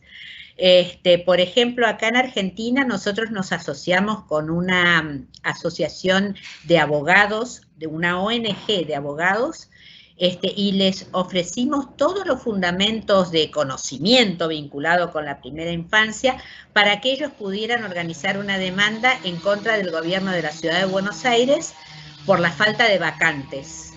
Porque en la Constitución de la Ciudad de Buenos Aires es obligación del Estado ofrecer de manera gratuita servicios de educación y cuidado de la primera infancia. Y había muchos niños en lista de espera que no tenían acceso. Y nosotros ayudamos en eso, con nuestro conocimiento. Entonces, nosotros apoyamos cuando hay y orientamos cuando hay este tipo de violaciones y también nos manifestamos. O sea, OMEP tiene manifiestos internacionales y declaraciones internacionales, así como también de país. Muchas veces también hemos participado en la redacción de diseños curriculares, de políticas públicas. Ahora, por ejemplo, también vuelvo a una experiencia propia que estoy viviendo en este momento. En Argentina se quiere presentar una ley de cuidados que impliquen las distintas etapas etarias y se quiere presentar desde el Ministerio de las Mujeres, ¿verdad? Porque se sabe que en América Latina el cuidado está prácticamente todo ejercido por mujeres. ¿Nosotros qué estamos haciendo? Aportando la mirada desde los derechos humanos de la primera infancia, ¿no es cierto? Y volviendo sobre este concepto que recién mencionábamos, de que el cuidado es ética, ¿no es cierto? Que el cuidado es una ética que trasunta, ¿no es cierto? No solamente un trabajo. Y que además también es un derecho, y también tienen derecho los cuidados, o sea, no solamente los que cuidan, sino los que son cuidados. Entonces, desde este lugar, yo creo que podemos trabajar juntos y juntas, inclusive inventar nuevos canales para hacer denuncias y para mostrar estas injusticias que está viviendo la infancia en todos los lugares del mundo. Muy bien, gracias por tu respuesta.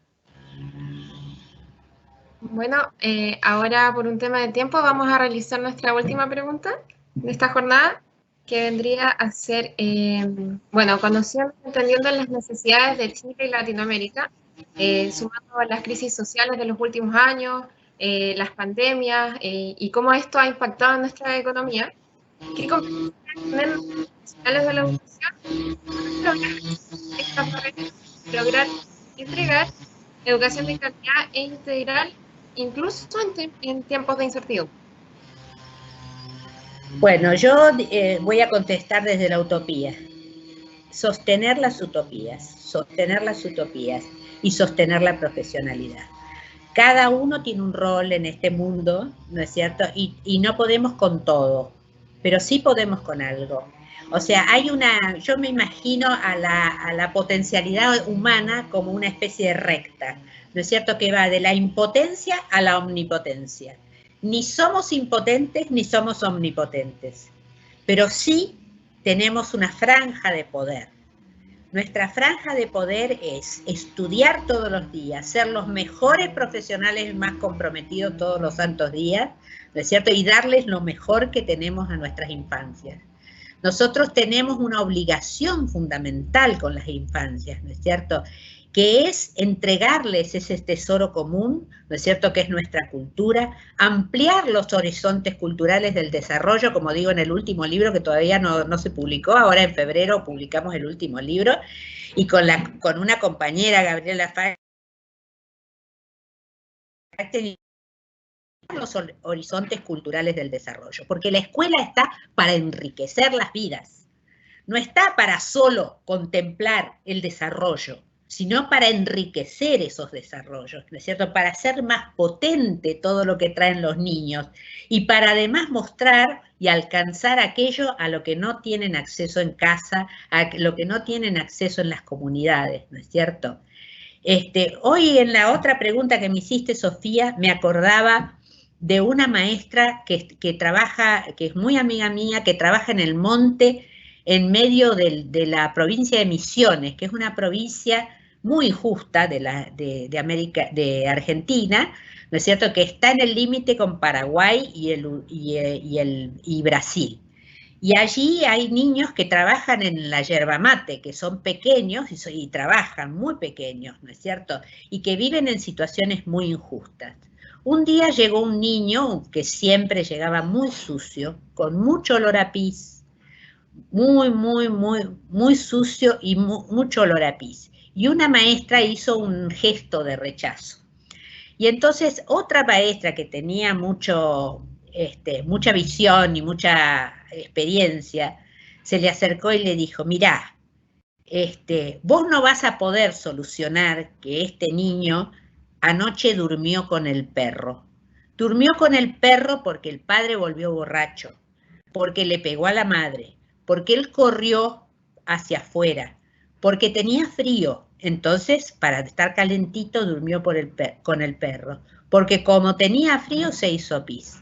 Pero cuando él llega a la escuela, cuando él llega al jardín, vos le decís, acá tenés la perchita para colgar tu bolsita, aquí tenés tus hojas y tus crayones para dibujar, acá tenés tus juegos para jugar, acá tenés tus libros para aprender cosas nuevas, ¿no es cierto? Y para abrir mundos posibles. Entonces, este es nuestro lugar. Tal vez no podamos cambiar demasiadas cosas, o sí, a lo mejor, ¿no es cierto?, de las vidas cotidianas, vamos a decir, de las injusticias de América Latina con las infancias, pero sí podemos cambiar mucho de la vida individual, ¿no es cierto?, si no nos negamos a enseñar. Nosotros somos educadores, no tenemos que enseñar de manera autoritaria, nosotros vamos a enseñar jugando y vamos a enseñar ofreciendo lo mejor, ¿no es cierto?, y además teniendo altas expectativas, porque las altas expectativas con los niños también educan. Esa expectativa de abuela que uno dice, este chico, qué luz que es, va a ser astronauta, no sé, va a descubrir la pólvora, la vacuna contra el COVID, ¿no es cierto? Lo mejor para los niños, porque eso los ayuda emocionalmente a creer en sí mismos, a desarrollar su autoconfianza, y eso es lo que tenemos que hacer todos los días. Así que bueno, muchas gracias por la oportunidad. Muchas gracias por estar aquí, por su tiempo. Creo que todos los presentes lo agradecemos. Gracias, Sofía. Muchas gracias, Mercedes. También agradecemos a Sofía y Carolina que han estado acá realizando, ¿verdad?, la selección de las consultas que nos han llegado y que magistralmente también ha orientado Mercedes, así que muy agradecida. Bueno, estimados y estimadas aquí presentes en nuestra jornada, les volvemos a recordar que antes que se retiren puedan participar de nuestra encuesta, ¿verdad?, de satisfacción, ¿verdad?, del evento, que es tan importante también porque nos permite también visualizar a través de ella otros temas que también les puedan interesar. Y ya vamos cerrando con Mercedes, agradeciendo pero profundamente esta invitación que le hizo nuestra Facultad de Educación, en específico la carrera de Pedagogía en Educación Parvularia, y muy contentas porque uno se va quedando con estas reflexiones que hoy día nos tienen un poco con cierta incertidumbre respecto a cómo seguir avanzando en materia de los retos que tiene la educación parvularia por delante, pero yo me quiero quedar con algunas ideas asociadas a ello, que tienen que ver con palabras muy quizás sencillas, pero tan potentes de lo que usted ha señalado, porque de política nosotros obviamente tenemos que saber, tenemos que manejar las leyes que son propias de la educación de nuestro país, sobre todo en materia de primera infancia. Tenemos que situarnos en desarrollar una micropolítica más específica en relación a las áreas que son pertinentes al desempeño, ¿verdad?, que llevamos en materia de la educación en los primeros años de vida y en la proyección hacia adelante del futuro de los niños y de las niñas. Tenemos que generar estas condiciones de la capacidad reflexiva, que hoy día está como bien en boga, ¿verdad?, cómo nosotros reflexionamos sobre nuestras propias prácticas y recogiendo lo que usted decía, sostener esta profesionalidad que es tan importante, cómo somos capaces de hacernos conscientes de por qué hacemos las cosas, ¿verdad?, de qué se trata lo que estamos enseñando y también en sus palabras, cómo podemos favorecer este desarrollo con altas expectativas, ¿no? Y hay una frase que usted muy bien dijo, es saber para poder querer, ¿ya? Yo no sé, me quedo en lo personal con esa frase porque es tan importante. Nosotros como profesionales de la educación parvularia tenemos que tener una cultura de la profesión. Estas conferencias ayudan a eso, a tener una cultura sobre lo que está pasando con nuestro quehacer en el mundo, en Latinoamérica, de cómo a lo mejor hay muchos problemas y retos que son comunes, muchas brechas que tenemos que resolver como países con políticas a nivel más marco, pero también que reflejan un poco las necesidades que son propias de las localidades, de las regiones y de los países en particular.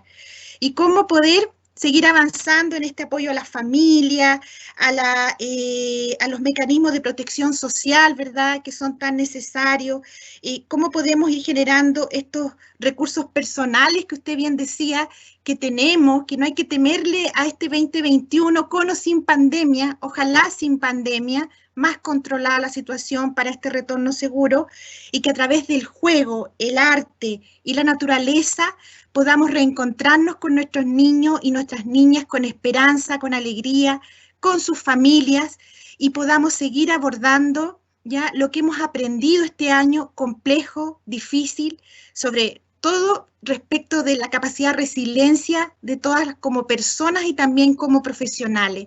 Así que Mercedes, muchas gracias por sus palabras, por su exposición, ¿ya? Y muy contentas porque usted nos deja con varias reflexiones que seguramente seguiremos compartiendo con nuestras estudiantes y nuestros colaboradores y colegas en un largo tiempo. Así que le deseamos mucho éxito en su gestión, porque sé que se proyecta hasta el 2023. Nos alegramos que sea una segunda latinoamericana desde los años que está OMEP en el mundo, que lidere esta red, esta gran institucionalidad, y por supuesto cuente con todo nuestro apoyo para ir también desde lo que hacemos, poder ir incorporándonos los retos que nos lleva OMEP, a través también de poder inscribirnos como participantes permanentes de esta institución. Así que muchas gracias, Mercedes, un abrazo cariñoso, y a toda nuestra querida audiencia también agradecerles su interés, su participación y el estar aquí. Querida Sofía, Carolina, también muchas gracias, y también a todo el equipo que ha hecho posible la presentación de esta actividad en vivo. Hasta luego y que tengan todos una feliz semana. Chao, chao.